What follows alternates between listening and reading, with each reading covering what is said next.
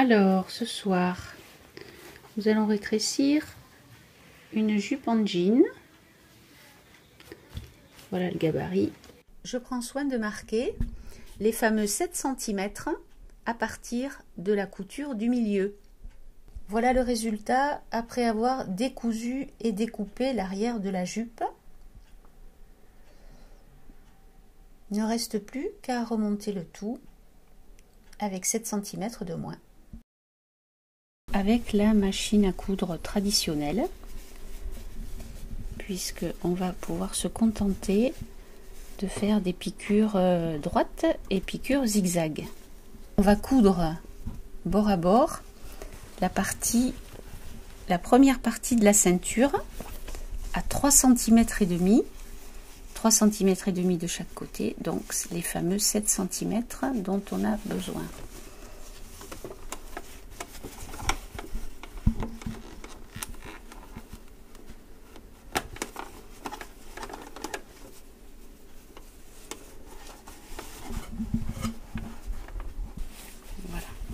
Comme ça, de manière à pouvoir refaire les plis à peu près d'origine. On fait l'arrière de la ceinture de la même manière. Piqûre à 3,5 du bord.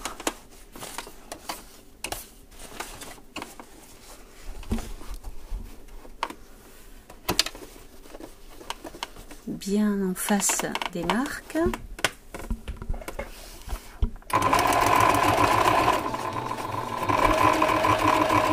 En principe, on va évidemment enlever le surplus, mais en principe, on doit se retrouver, voilà, avec quelque chose d'homogène des deux côtés. Je coupe le surplus.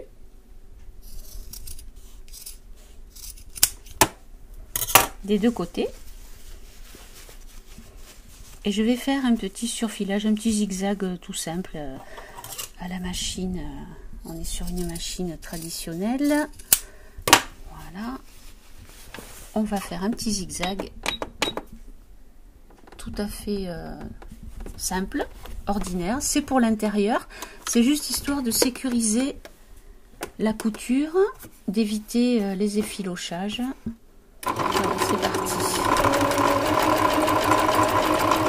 On veut que ce soit du travail rapide, mais on veut quand même que ce soit propre et que ça tienne, que ça soit solide. Voilà. Même chose de l'autre côté. Petit surfilage.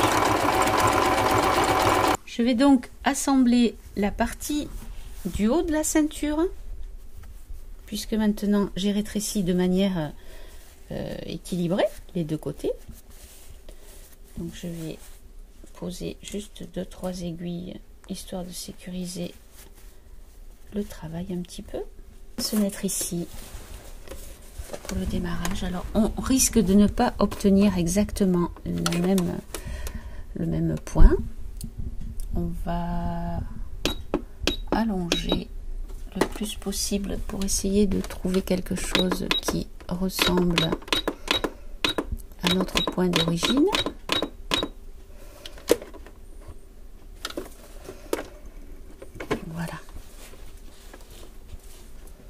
Et on pique. Alors c'est du jean, c'est un petit peu épais. Bon, voilà les deux pièces réunies avec l'épaisseur. Ici au niveau de la couture, on a un petit décalage, un petit désaxé. On pourrait peut-être, étant donné que le fil n'est pas double, contrairement à la couture industrielle d'origine, on pourrait peut-être repasser une fois ou coudre directement en double fil. Après, c'est chaque personne qui voit suivant le résultat recherché. Effectivement, au niveau esthétique, ce n'est pas aussi large et aussi épais que la couture industrielle. J'ai fait des nœuds et j'aime bien, avec une aiguille à chat ouvert, rentrer les fils qui dépassent à l'intérieur de manière à avoir une finition propre. Voilà. Plus de nœuds, plus d'arrêts. J'aime bien ça. L'aiguille à chat ouvert, on passe les deux fils à l'intérieur et on va piquer entre les deux épaisseurs de tissu de manière à dissimuler l'arrêt.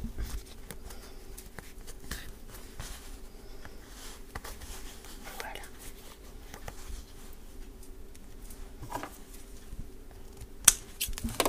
Voilà. Et les fils d'origine étant pris dans la couture, on peut se permettre de couper. Le but est de rapprocher les deux côtés, forcément, par rapport à la longueur, à la nouvelle longueur de la ceinture. Je préconise de commencer sur l'endroit en faisant un bord à bord. Ça peut partir légèrement en biais pour donner un petit peu d'ampleur au reste de la jupe. L'essentiel est que ça rejoigne précisément la largeur de la ceinture. Donc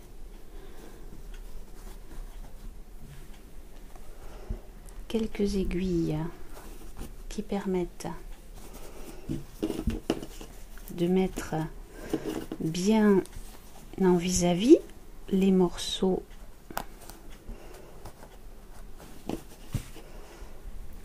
à réunir,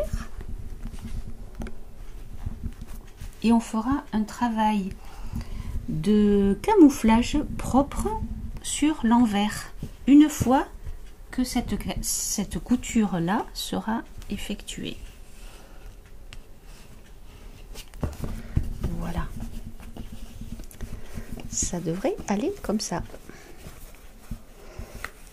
On pourra même se contenter d'un seul passant au lieu des deux qui étaient initialement, qui va nous permettre de cacher la couture de reprise et qui va nous faire gagner du temps par la même occasion.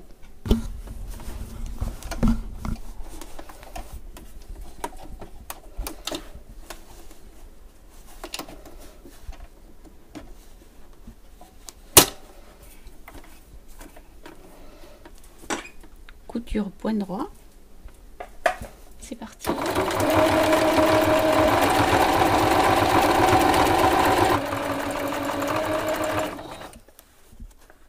Voilà le résultat de notre première couture sur l'endroit.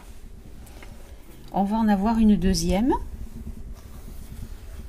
qui va être faite sur l'envers pour redonner l'esprit des doubles coutures comme on a sur tous les vêtements en jean.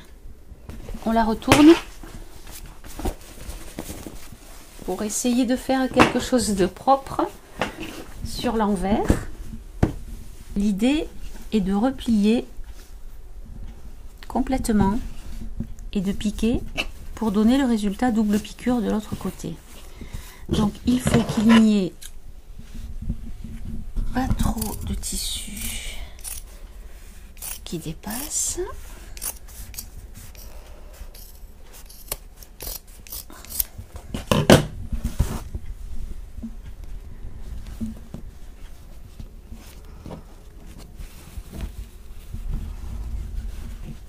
Qui va nous donner l'effet double piqûre et un envers propre et fini.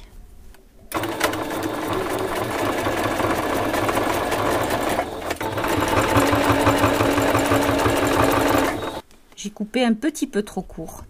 J'ai jugé un petit peu trop juste. Je pense, vu l'épaisseur, que ça va ressortir. Mais bon, c'est à l'intérieur. Ça va quand même être propre. Résultat, bon, c'est pas une machine industrielle, mais ma foi, on a réussi à enlever les 7 cm de trop. On n'a plus qu'à coudre la ceinture et le passant. On rejoint les deux bas de la ceinture, les deux côtés, par une seule et unique couture. On épingle pour maintenir. Le problème du jean, c'est l'épaisseur qui n'est vraiment pas facile à travailler avec une machine traditionnelle, mais bon, on arrive quand même à un résultat satisfaisant, je pense. Je tends mon tissu de manière à bien faire jointer les choses pour éviter les bourrelets. Voilà, voilà le résultat. Et on n'a plus que le passant à rajouter. Étant donné qu'il y a de l'épaisseur déjà sur la ceinture, replier le passant ferait une épaisseur supplémentaire et ça serait difficile à piquer pour une machine traditionnelle. On va simplement le piquer avec une piqûre droite sur l'envers et on le rabattra. Et par contre, on l'accrochera avec un zigzag ici, comme sur le modèle d'origine. Voici le gabarit d'origine. Et pour comparer notre résultat, voici ce que ça donne. Donc, c'est a priori impeccable. Notre petite jupe peut reprendre du service.